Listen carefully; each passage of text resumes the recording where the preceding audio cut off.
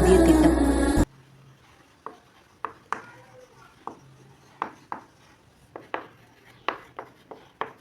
அதாவது 56,000 ஊழியர்கள் இருக்கிறாங்க இந்த சிபிஎஸ்ல. இவங்களுடைய நீண்ட கால கோரிக்கைக்கு தமிழக அரசினுடைய இறுதி முடிவு என்ன அப்படிங்கிறத பற்றி தான் இப்போ நம்ம இந்த வீடியோவில் டீட்டெயில்டாக பார்க்க போகிறோம். ஸோ வீடியோ ஸ்கிப் பண்ணாமல் பாருங்கள். தமிழக அரசு பணியாளர்கள் மற்றும் ஆசிரியர்கள் பல ஆண்டுகளாக முன்வைக்கிற ரொம்ப முக்கியமான ஒரு கோரிக்கை இந்த பழைய ஓய்வூதிய திட்டம் தான். ஓல்டு பென்ஷன் திட்டம் வேணும் அப்படின்றது தான் அவங்க வைக்கிற முக்கியமான கோரிக்கை. அதை எப்போ அமல்படுத்த போகிறீங்க, அமல்படுத்துங்கன்னு சொல்லி இதுக்காக பல போராட்டங்கள் நடந்த நிலையில் அரசு சமீபத்தில் சில முக்கிய அறிவிப்புகள்லாம் வெளியிட்டாங்க. ஆனால் இன்னும் தீர்க்கப்படாத ஒரு முக்கியமான கேள்வி இருக்குது. அதாவது கடந்த ஜனவரி 1 முன்னாடி ஓய்வு பெற்றவங்களுக்கு என்ன கதி? இந்த வீடியோவில் இந்த சிக்கலுடைய பின்னணி மற்றும் அரசுடனான சமீபத்திய பேச்சுவார்த்தையினுடைய சாராம்சத்தை முழுமையாக பார்க்க போகிறோம். தமிழகத்தில் ஏப்ரல் 1, 2003 ஏப்ரல் 1, 2003 இதுக்கப்புறம் இல்லை, இதுக்கு இந்த நாள் அன்றைக்கே ஏப்ரல் 1 2003 இல்லை, இதுக்கப்புறம் பணியில் சேர்ந்த அரசு ஊழியர்கள் மற்றும் ஆசிரியர்கள் அனைவருக்குமே என்ன சொல்லியிருந்தாங்கன்னா பங்களிப்புடன் கூடிய புதிய ஓய்வூதிய திட்டத்தில் இணைக்கப்பட்டாங்க. இந்த சிபிஎஸ் பங்களிப்போடு கூடிய இந்த புதிய ஓய்வூதிய திட்டத்தில் தான் இணைக்கப்பட்டாங்க. இந்த திட்டம் அவங்களுக்கு பாதிப்பை ஏற்படுத்துறதாக கருதிய ஊழியர்கள் மீண்டும் என்ன கேட்டாங்கன்னா, அதெல்லாம் வேண்டாம், எங்களுக்கு பழைய பென்ஷனை கொடுங்க அப்படின்னு சொல்லி கேட்டாங்க. பழைய ஓய்வூதிய திட்டத்தை மீண்டும் கொண்டு வந்துருங்கன்னு சொல்லி 20 ஆண்டுகளாக 1-2 வருஷம்லாம் இல்லை, கிட்டத்தட்ட ஒரு 20 இயர்ஸ் 20 வருஷமாக தொடர்ந்து அவங்க போராட்டங்களை நடத்திட்டு வராங்க.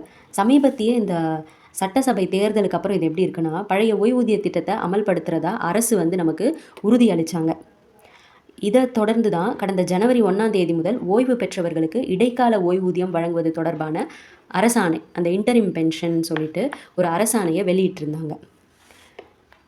சரி, ஆனால் இப்போ அதில் என்ன பிரச்சனை அப்படின்னு பார்த்தீங்கன்னா, அந்த ஜனவரி 1 முன்னாடி ரிட்டையர் ஆனாங்க இல்லைங்களா, அவங்களுக்கு என்ன பண்ணுறது ஏது பண்ணுறதுன்னு சொல்லி எந்த ஒரு அறிவிப்புமே வெளியாகலை அப்படிங்கிறது ஊழியர்கள் மத்தியில் பெரும் ஏமாற்றத்தை ஏற்படுத்தியிருக்கு.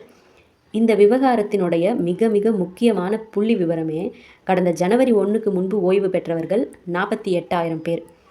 அந்த 48,000 பேரில் பணியின் போது காலமானவர்கள் பார்த்திங்கன்னா ஒரு 8,000 பேர். 48,000 பேர் இல்லாமல் அந்த ஒர்க் பண்ணுறப்பயே காலமானவர்கள் அப்படின்னு சொல்லி பார்க்குறப்ப அவங்க ஒரு 8,000 பேர். அப்போ எவ்வளோ ஆச்சுன்னு பாருங்கள், 56,000 பேர். அவங்க ஒரு 48,000, இவங்க ஒரு 8,000, மொத்தமாக கூட்டினா நமக்கு எவ்வளோ வரும்னா 56,000 வரும். ஸோ 56,000 பேர் தற்போது எந்த விதமான பென்ஷனும் இல்லாமல் தவிச்சிட்டு வந்துட்டுருக்காங்க. இந்த கோரிக்கையை வலியுறுத்தி தான் சிபிஎஸ் ஒழிப்பு இயக்க ஒருங்கிணைப்பாளர் ஜெய ராஜராஜேஸ்வரன், சங்கர் பாபு மற்றும் பிற நிர்வாகிகள் சென்னையில் சைதாப்பேட்டையில் காத்திருப்பு போராட்டத்தில் ஈடுபட்டாங்க. இதனை தொடர்ந்து தான் நிதித்துறை செயலர் அவர்கள் பேச்சுவார்த்தைக்கு அழைச்சாங்க. அரசினுடைய வாக்குறுதி அப்போ என்னென்னா, இந்த சந்திப்பில் கடந்த ஜனவரி 1 முன்னாடி ஓய்வு பெற்றவங்களுக்கு நல்ல தீர்வு காணப்படும் அப்படின்னு சொல்லி அரசு தரப்பில் உறுதியளிக்கப்பட்டது. இதனுடைய அடிப்படையிலேயே தற்போது அந்த போராட்டத்தை தற்காலிகமாக தான் கைவிட்டு இருக்காங்க. ஸோ 56,000 குடும்பங்களுடைய வாழ்வாதாரம் அப்படிங்கிறது ரொம்ப முக்கியமானது. அரசினுடைய இந்த உறுதிமொழி வெறும் வாக்குறுதியாக மட்டும் இல்லாமல் விரைவிலேயே அரசாணையாக மாற வேண்டும் அப்படிங்கிறது தான் எல்லாருடைய எதிர்பார்ப்பும். இது தொடர்பான அடுத்தடுத்த அப்டேட்களை உடனுக்குடன் நீங்கள் தெரிஞ்சுக்கணும் அப்படின்னா நம்ம சேனலை கண்டிப்பாக சப்ஸ்கிரைப் பண்ணிக்கோங்க.